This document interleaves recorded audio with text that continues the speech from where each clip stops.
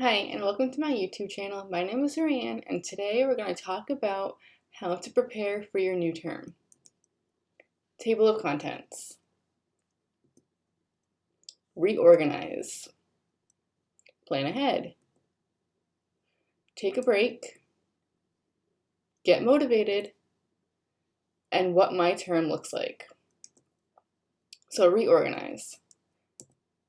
So if you don't want to become this hot mess of a person down here, like I did, like I do, I recommend you reorganize in order to start your new term on the right foot. By the end of every term that I've had, which is only really two, I am usually this person by the end. So my first tip, clean out your email. I don't know about you guys, but I had so many emails. It was so unorganized, and quite frankly, it did overwhelm me. So I like to organize my email by having term folders, and then within those folders have individual class folders. So for example, my term 2 folder had 7 folders, and I had physical sciences, I had math 3, I had US politics and constitution, what other classes did I have? I can't remember the rest of the classes that I had, but either way, I had 7 classes with 7 individual folders. And none of those folders had emails in them because I didn't go through my email. So I had 6 months worth of emails in my inbox. Now they were all open and I've read them all, but they weren't organized or thrown away. So I had emails from course mentors and my mentor and cohort signups and handshake and just WGU, like those emails that they send out every so often. So I had all of those emails cluttered into my inbox. So what I did was I took about a good hour or so and I just reorganized everything.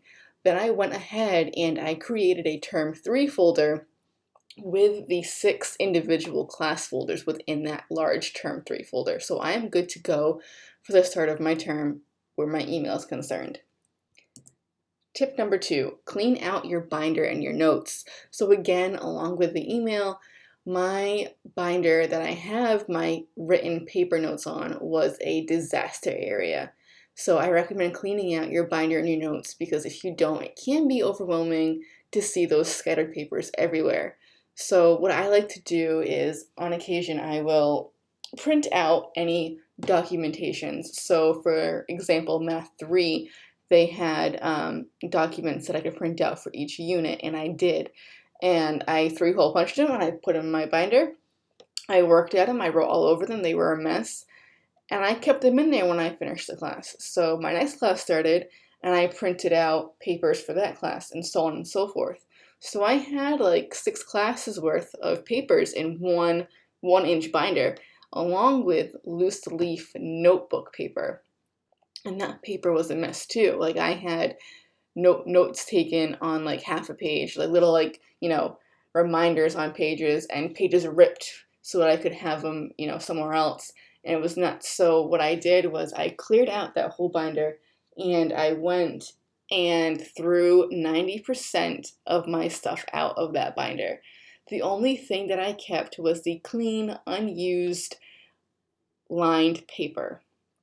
So I do recommend cleaning out your binder and your notes. It'll be a lifesaver. So I'm good to go where it comes to my binder and my notes. Tip number 3 is to clean your study area. So I have a pretty large desk, but the downside to my desk is there are no drawers within my desk. So I went to Walmart and I bought a Sterlite drawer system. It has like 3 drawers, but they're pretty wide. So I do have that, and I put in my notebooks. I put textbooks that I purchased. I put spare pens and pencils in there. My binder that I was just talking about, that goes in there. My white erase markers and my whiteboard, they go in there. So I cleared up my whole desk. I cleaned it off. I even wiped it down. It feels so nice. It looks so clean. There's no dust anywhere, and it makes me so much happier and so much more ready to get my studies on. So tip number 4, buy new supplies if you need them. I'm not saying go out and spend hundreds of dollars on new supplies. What I'm saying is replenish the supplies. Or if you need something new, go get your new thing. So I go through pens like crazy. I also go through paper like crazy. So I did go out and I got new paper and I got new pens. But if you like highlighters, go get new highlighters or Sharpies or whatever it is you use to study. Go get some new stuff because I'm sure that your supplies are running on low.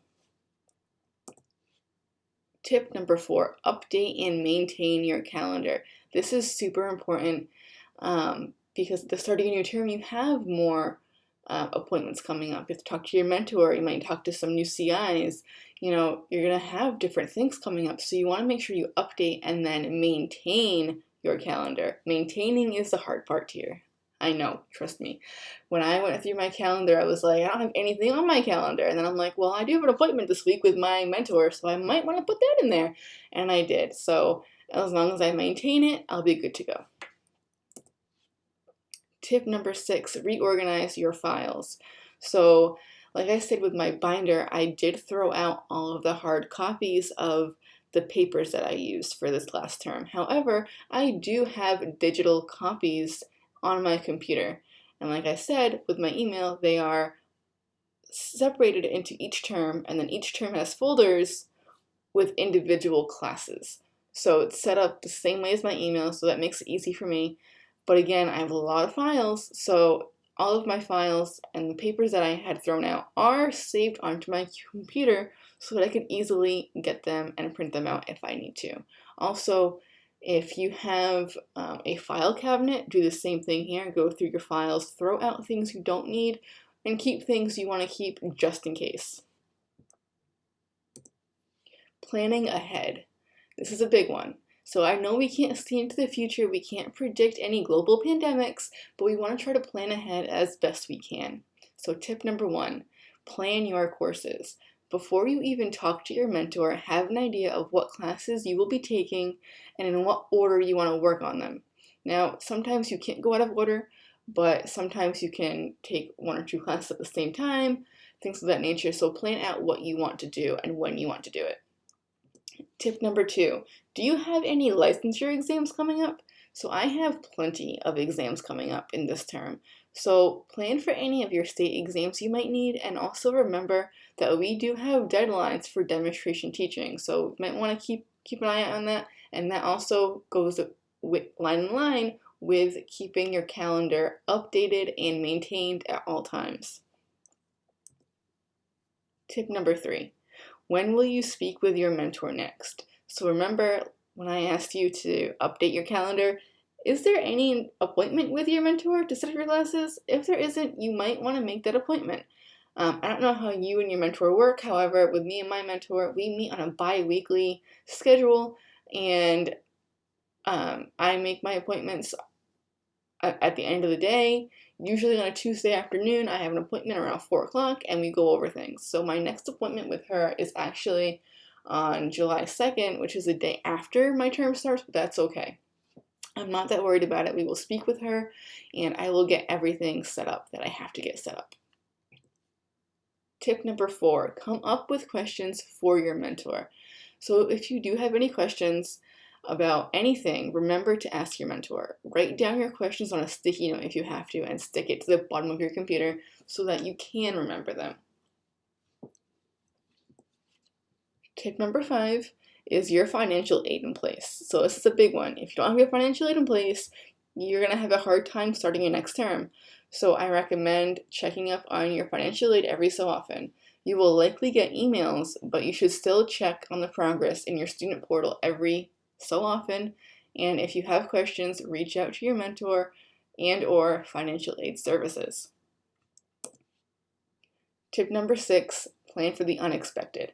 So like I said earlier, nobody knows when we're going to have a global pandemic. However, please do plan for things to go awry, because sometimes they do. Like back in March, we had a huge issue with scheduling objective assessments because Examity was moving from their office and having their proctors work from home due to the COVID pandemic. So that was an unexpected thing. You can't really plan for it, but just try to plan for the unexpected. I know it's hard. So when I started my term 2, I had that appointment with my mentor, and she approved my next term. However, you can't actually start it until the day of your term at midnight. So what happened is at midnight, my classes got kicked out of the approved term. So she had to go back in and reset it, and then I had to go back in later, and I had to, register for my classes then, which took about a day or two to get fixed. But that was only because I believe it was a Friday afternoon when that happened, and my mentor doesn't work on the weekends, so I couldn't study over the weekend, which really isn't that big of a deal for me because I don't study over the weekend. You guys might know that. You guys probably know by now that I study at work. So let's go ahead and talk about taking a break.